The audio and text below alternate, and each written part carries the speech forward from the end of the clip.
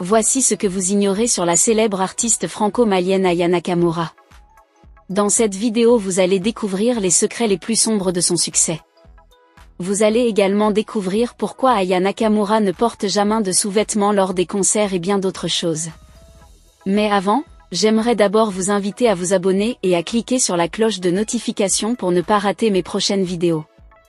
Aya Nakamura, née à Bamako au Mali le 10 mai 1995, issue d'une famille de griots, elle est l'aînée d'une fratrie de 5 enfants. Sa famille arrive en France et emménagée à Aulnay-sous-Bois alors qu'elle est encore enfant.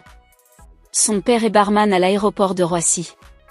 Elle hésite sur son avenir professionnel et entame des études de mode à La Courneuve. Je voulais être modéliste, indique-t-elle, mais cela a cessé de me plaire, alors j'ai chanté. Malienne de naissance, elle fait tardivement sa demande de naturalisation française. Elle l'obtient en mai 2021. Elle écrit ses premiers textes à l'adolescence. En 2014, à l'âge de 19 ans, elle publie son premier titre, Karma, sur Facebook. Passionnée par la série télévisée Heroes, elle choisit comme nom de scène, celui d'un des personnages de cette série, Hiro Nakamura. Elle compose ensuite avec Cézé une chanson de rupture amoureuse, J'ai mal, sur une mélodie de Zouk Love. La vidéo du titre dépasse le 1 million de vues sur YouTube. Un ami de longue date, Dembo Camara, devient son producteur et agent artistique. En avril 2021, elle indique ne plus avoir d'agent, gérant elle-même sa carrière. En 2015, avec le compositeur Christopher Genda, il réalise le titre Brisé, qui atteint 13 millions de vues sur YouTube. Puis un autre titre en duo avec le rappeur Fababi, Love d'un voyou, qui est mieux accueilli encore sur YouTube. En référence à ses racines, elle réalise également un concert au stade Omnisport Modibo Keïta à Bamako, en première partie de l'américain d'origine nigériane Davido et consacre un titre à une des chanteuses maliennes les plus connues, Oumou Sangaré, née comme elle à Bamako. Celle-ci accepte de participer au clip musical correspondant et s'y montre complice. En janvier 2016, la chanteuse décroche un contrat en maison de disques chez Warner Music, Parlophone. La même année, elle continue les collaborations et publie son deuxième single, Super Héros, en featuring avec le rappeur Gradure. À la suite du succès et de l'accueil sur les réseaux sociaux, elle se lance dans la préparation d'un premier album, réalisé tardivement du fait de difficultés à démarrer avec un premier label, mais aussi de la naissance d'une petite fille. C'est le 25 août 2017, qu'elle publie son premier album intitulé Journal intime. Elle ne dit rien de sa grossesse à sa maison de disques avant le 7e mois, sinon il ne m'aurait jamais signé, estime-t-elle.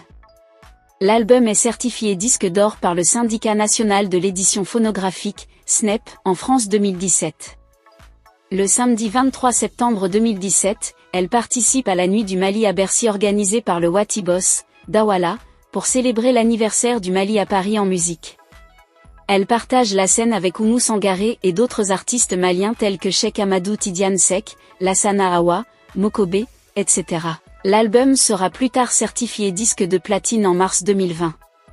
En avril 2018, Aya Nakamura sort un titre, premier extrait d'un futur album, intitulé Dja qui se positionne 2 semaines consécutives à la première place du top singles français et certifié disque de diamant.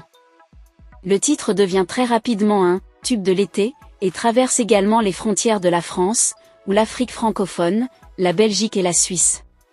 Il rencontre un franc succès aux Pays-Bas où pour la première fois une chanson francophone d'une artiste féminine prend la tête des ventes depuis 1961, époque où Édith Piaf avait déjà réussi cet exploit avec Je ne regrette rien. Le titre y est certifié double disque de platine selon l'organisme officiel, 3 fois platine selon le site web français Pure Charts. Dja est le premier titre en français depuis 2009 à atteindre la première place des ventes aux Pays-Bas, le dernier titre francophone fut alors On danse du chanteur belge Stromae. Dja est diffusé sur les radios allemandes, suédoises, roumaines et autrichiennes. Le clip cumule 951 millions de vues sur YouTube après sa prestation remarquée aux 34e victoires de la musique, où elle est nommée 2 fois. Son successeur, Copine, sorti en août 2018, entre 4e du classement des singles en France, streaming inclus, et est certifié lui aussi disque de diamant. Le 2 novembre 2018, Aya Nakamura sort son deuxième album, intitulé Nakamura. Cet album fait connaître la chanteuse du grand public, une notoriété grandissante propulsée par des singles au fort succès commercial. Le 10 novembre 2018, elle participe à la 20e édition des Energy Music Awards au Palais des Festivals de Cannes, où elle est nommée dans 2 catégories, Révélation francophone de l'année et Chanson francophone de l'année avec le titre Dja Dja. Le 3e single de l'album est le titre La Dot dont le clip est sorti le 19 décembre 2018. La Dot est certifiée single de diamant. Le 4e single de l'album est le titre Pookie, certifié single de diamant. Fin juin 2019, a lieu la 19e édition de la cérémonie américaine BET Awards où elle est nommée dans la catégorie meilleure artiste internationale, elle y représente la France aux côtés de Dossé. Elle devient alors la première artiste féminine francophone à être nommée dans cette catégorie, elle est pour l'instant toujours la seule. Le 25 octobre 2019, Aya Nakamura sort une édition de luxe de Nakamura avec 5 titres inédits dont le single Soldat sorti quelques mois plus tôt. Le 3 janvier 2020, il est annoncé que la chanteuse se produira au célèbre festival Coachella. En juin 2020, la jeune femme dévoile un remix de son tube Dja Dja, en collaboration avec le chanteur colombien Maluma. Celui-ci a été visionné plus de 50 millions de fois sur YouTube. L'album est officiellement certifié disque de diamant en France avec plus de 500 000 ventes. Il est également certifié disque de diamant à l'export, par le CNM, avec plus de 500 000 ventes à l'étranger. Au total, l'album cumule 1,3 million d'unités vendues dans le monde. Au cours de sa carrière, Aya Nakamura a reçu de nombreux prix et distinctions, dont plusieurs trophées lors des Energy Music Awards. Elle compte des millions d'abonnés sur les réseaux sociaux et ses vidéos cumulent des centaines de millions de vues sur YouTube. Après une publication de la vidéo de la chanteuse malienne sur les réseaux sociaux après un concert, beaucoup de fans ont réagi par rapport à l'habillement de la star. La vidéo est devenue très virale et a suscité la réaction de plusieurs internautes. Un fan a réagi en commentaire sans crainte. Aya, pourquoi tu ne portes pas de sous-vêtements lors de tes grandes prestations? Tu détournes la jeunesse en agissant ainsi. Nous te suivons de près, parce que tu as un talent incroyable. Nous allons toujours te suivre, mais change ta façon de t'habiller, a-t-il déclaré. Nous pouvons comprendre suite à l'écoute de ce commentaire que beaucoup de fans n'apprécient pas sa façon de s'habiller. Mais lorsqu'on regarde la dite vidéo de près, on constate que Aya avait bel et bien le sous-vêtement. Donc cette rumeur qui secoue la toile en disant qu'elle ne porte jamais de sous-vêtements lors des concerts est fausse. Il faut noter que Aya Nakamura a un parcours très inspirant dans le monde musical, malgré les multiples critiques. En dehors du domaine musical, Aya gagne aussi des revenus dans d'autres domaines à savoir Incombe et Netflix. En février 2023, elle devient l'égérie internationale de Lancôme. Le 18 octobre 2023, sur sa chaîne YouTube, elle y poste un concert promotionnel au sein du domaine de la rose, à Grasse.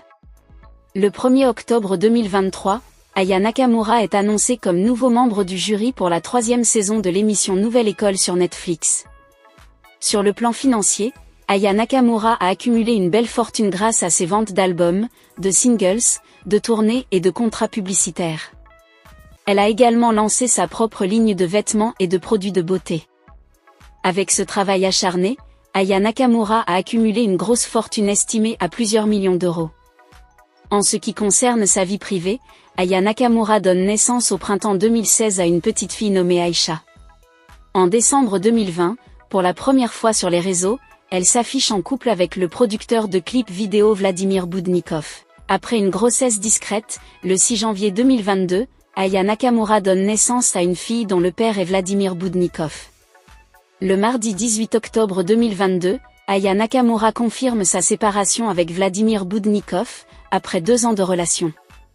La toile du mal à définir l'orientation religieuse de Aya Nakamura.